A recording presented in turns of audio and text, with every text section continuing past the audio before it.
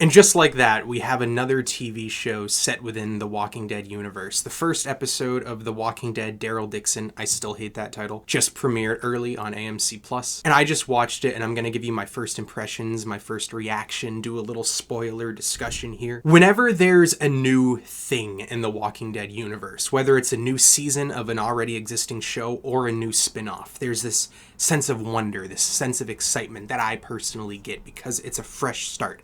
It's a new chance for The Walking Dead to regain its former glory. Every time there's a new showrunner, again, every time there's a new season, hell, every time there's a new episode of the main show or Fear the Walking Dead or anything, I always hope it's when the show overall, the universe, gets back on track, back to its former glory. Now, I want to give credit where credit is due. Obviously, after Angela Kang took over the main show of The Walking Dead, it did get a lot better compared to seasons 7 and 8. And Dead City was really, really good. World Beyond, in my opinion, sucked. Fear the Walking Dead is this constantly changing show that goes from moments of greatness to moments of shit. But now we have Daryl Dixon, and I really, really loved this first episode. Before I get too in-depth into this video, I'm going to let you know again that this video is going to be filled with spoilers, so if you're at all interested in this show, I do recommend you go watch it, and then you come back and watch this. And also, before I get into it, subscribe. I love the Walking Dead universe, and I talk about it all the time on this page. I talk about every single episode of the Walking Dead universe as it airs, spoiler discussions, but I also talk about other TV shows, I talk about movies, I do trailer reactions, and I talk about horror video games. But anyway, let's talk about the premiere episode of The Walking Dead, Daryl Dixon. If you watched all my videos talking about Dead City,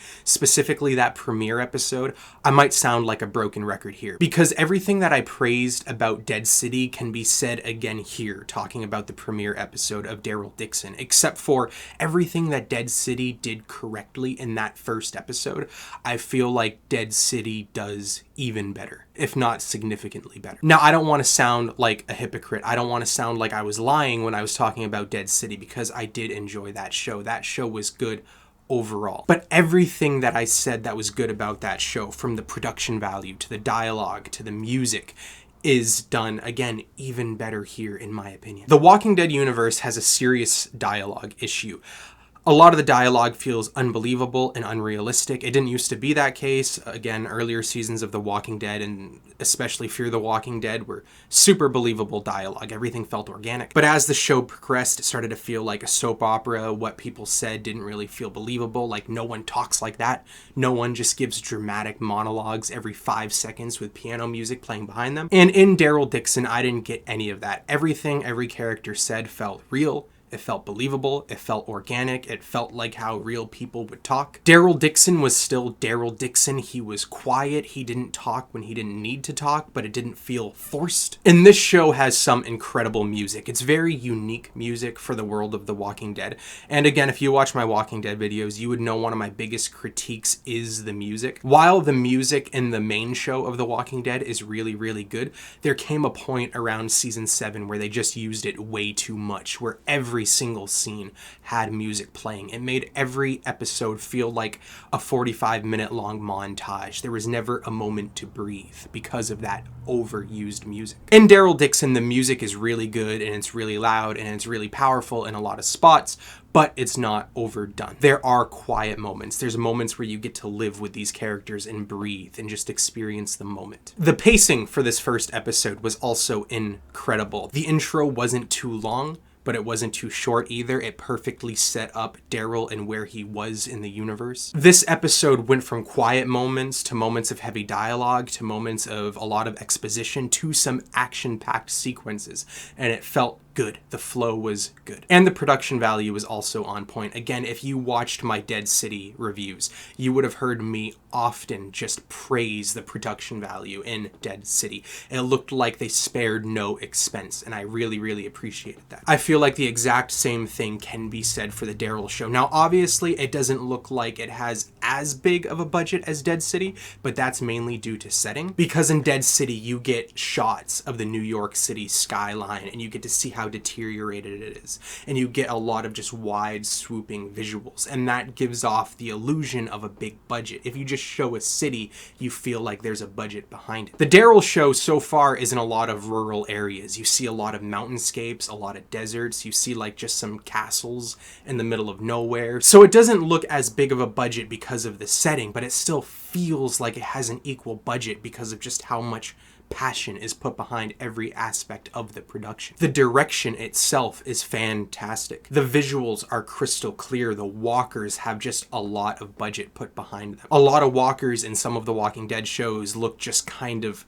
bland. You can tell they kind of just rushed through it. Almost every walker that I saw in this show looked really, really good. The acting was really, really good as well. Now, enough about the overall production of the show. Let's talk about the plot. Now, when it comes to the plot, this isn't going to be a step-by-step. I'm not going to talk about every single thing that happened in this episode. I'm just going to talk about some key moments that I really enjoyed, moments I didn't enjoy, if there were any. But the gist of this plot is it begins with Daryl washing ashore on France. We don't really know how he got there. He hints at it and he alludes to it a couple times throughout this episode, but it's clear that the whole picture isn't going to be painted in this episode. It's something we're going to piece together as the season progresses. And as he's making his way through France, he meets a couple new characters, and they seem friendly at first, and then they knock him out. And then he wakes up in basically a castle where a bunch of nuns live. And at first, when I saw that this was going to be a setting in this show in the trailers, I didn't think I'd love it. I thought the tone would be a bit too somber, a bit too just quiet and depressing. But I found myself really, really enjoying that location. I really, really loved the nuns. Just seeing these characters dressed as nuns, but armed with swords and maces and battle stars was just badass. And then Daryl ends up meeting this little kid, and basically the nuns tell Daryl that they believe this little kid is going to be a new messiah, that his destiny in life is to rebuild civilization and bring civilization back from where it is now. And this really, really interests me, and I'm really, really excited because obviously that's kind of an outlandish statement. Do I think that this kid is a messiah? Do I think that there's something supernatural going on? Do I think that this kid really predicted Daryl washing ashore 3 days or 3 weeks before he actually did? No. But what interests me is that these characters believe that to be true. And spoiler alert, again, but a lot of these nuns die by the end of the episode, and then it puts Daryl in this really stressful situation where he forms this bond with a lot of these nuns, and then he has to watch them die. He forms a bond with this kid, and now he's tasked with, bringing him across a post-apocalyptic France. All because these nuns believe him to be a messiah. And again, I don't think Daryl believes this, obviously, but it's just interesting that these characters believe this. And I'm so curious what Daryl is going to do, what he's going to choose to put his faith in. And it reminds me a lot of when we first met Abraham and Eugene, and they were claiming to know the cure to the zombie apocalypse, and they really wanted to get Eugene to Washington, D.C. When that plot point happened in the original show of The Walking Dead, it was like a bombshell being dropped on the whole universe, because up until then the stakes were a lot lower. It was just about survival.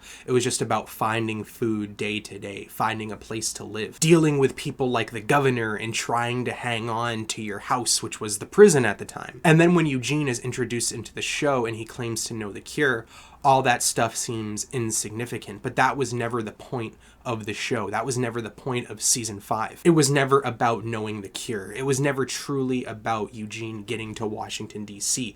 It was about these characters believing that to be true, and then what they're faced and what they deal with once they find out he's lying, and what they choose to put their faith in next. And also, Daryl is in such a stressful point in his life because his family, Carol, Judith, everyone he cares about from the main show, they're, relatively safe. They have the Commonwealth to now live in. And of course, he's still looking for Rick, but I'm sure he doesn't really have many leads on that. And now he's halfway across the world, and he doesn't have much meaning in his life. So I'm curious where he's going to find that meaning. And that's what excites me about this plot. And now I want to talk about this kid character. I don't know his name. Again, if you watch my videos, you know I suck with the names of new characters. It'll take me a few episodes before I remember his name. But the kid. And again, if you watch my Walking Dead videos, you would know I hate that the Walking Dead universe forces a child to be the center of practically every plot. of every Walking Dead show. Mo in Fear the Walking Dead, practically the whole cast of World Beyond.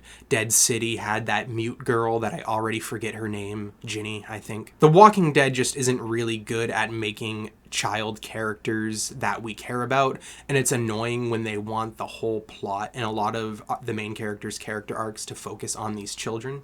It just really ruins a lot of the seasons for me. However, with that being said, I like this kid so far. This might be the season of the Walking Dead universe where they actually have a child be the center of the plot, and they actually do it right. Because this kid's acting was pretty good, his plot interests me, his bond with Daryl seems cool so far. So I'm looking on the bright side. Yes, I could complain that another child being the center of a plot is really annoying, but again, it didn't annoy me this episode. And again, I think this might be when they actually do it right. Now, there are a lot of new characters also introduced in this episode. And again, I don't really remember any of their names, but I like them all so far. I think they all have a lot of potential. And I'm not going to lie to you, all the new characters in this Daryl show immediately interest me, and I immediately like them more than any new character that was introduced in Dead City. And also there's new variants, which I'm really, really excited for, because we already knew about the one sort of variant which could run and jump.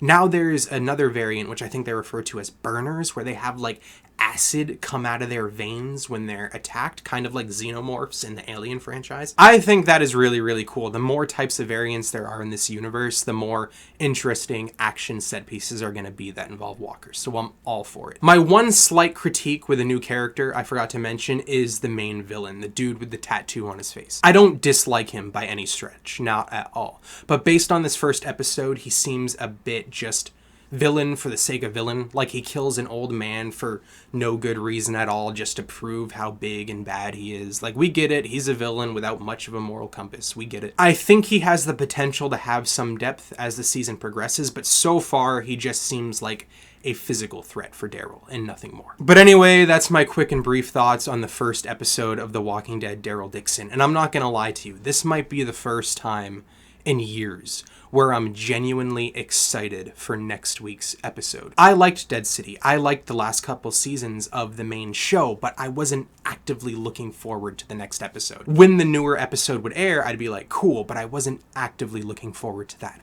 I'm actually looking forward to next week's episode of Daryl, and that's really exciting for me. What did you think about the episode? Let me know in the comments, and once again, consider subscribing if you liked this video, and thank you for watching, especially if you watched this far.